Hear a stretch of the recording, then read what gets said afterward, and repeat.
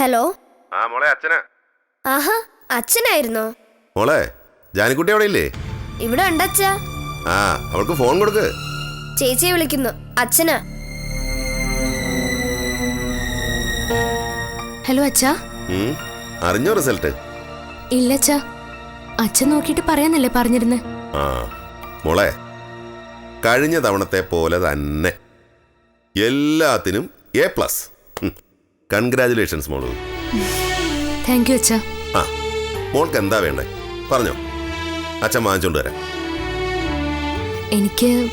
എനിക്കൊന്നും വേണ്ട അച്ഛാ. നിനക്കെന്താ ഒരു സന്തോഷമില്ലാത്ത പോലെ? ഞാൻ എന്തിനാ അച്ഛാ സന്തോഷിക്കുന്നത്? തോറ്റാലും ജയിച്ചാലും എന്നെ ഇനി പഠിക്കാൻ വിടില്ലെന്ന് ഇപ്പൊ അമ്മ പറഞ്ഞേയുള്ളൂ. അത് അവളാണോ തീരുമാനിക്കുന്നത്? എവിടെ രത്നമ്മ? അമ്മ ഇവിടെ നിപ്പുണ്ട്. ആ കൊടുക്ക്. അമ്മ അച്ഛൻ വിളിക്കുന്നു.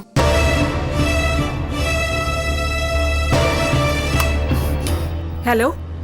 എടി രത്നമ്മേ, ജാനി മോൾക്ക് എല്ലാത്തിനും A+. കലവൂർ സ്കൂളിൽ അവൾക്ക് മാത്രമേ ഉള്ളൂ. അതിനിപ്പോ ഞാൻ എന്തോ വേണം? ആചാരവടി പൊട്ടിക്കണോ? നിനക്ക് ഒരു സന്തോഷവും ഇല്ലടി? സന്തോഷം ഇല്ലെന്ന് മാത്രമല്ല, എനിക്കിപ്പോ നല്ല ദേഷ്യം തോന്നുന്നുണ്ട്. എന്തിന്? അവൾ എല്ലാത്തിനും A+ വാങ്ങിയതുണ്ടോ?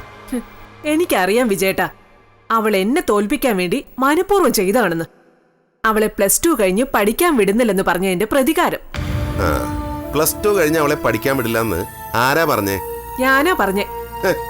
നീയാണോടി അത് തീരുമാനിക്കുന്നത്? എനിക്കിഷ്ടമല്ല, ഞാൻ സമ്മതിക്കേയില്ല. നല്ലൊരു ദിവസമായിട്ട് രത്നമ്മേ, നീ എന്നെ വെറുതെ ദേഷ്യം പിടിപ്പിക്കരുത്.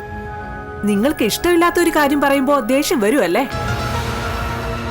അതുപോലെ തന്നെ എനിക്കിഷ്ടമില്ലാത്ത കാര്യം നിങ്ങൾ പറയുമ്പോ എനിക്ക് നിങ്ങളോടും ദേഷ്യം വരും.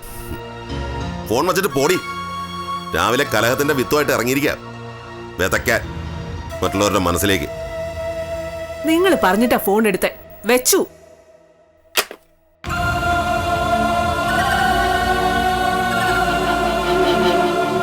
നിനക്കിപ്പോ തൃപ്തിയായോടി?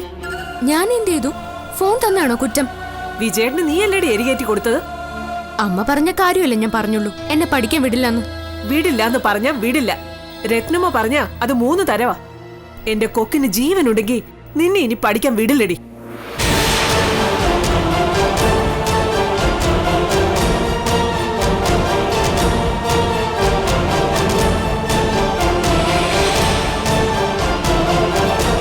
അമ്മയോടാ ഗുസ്തി. ആരാ ജയിക്കുന്നതെന്ന് കാണണേ.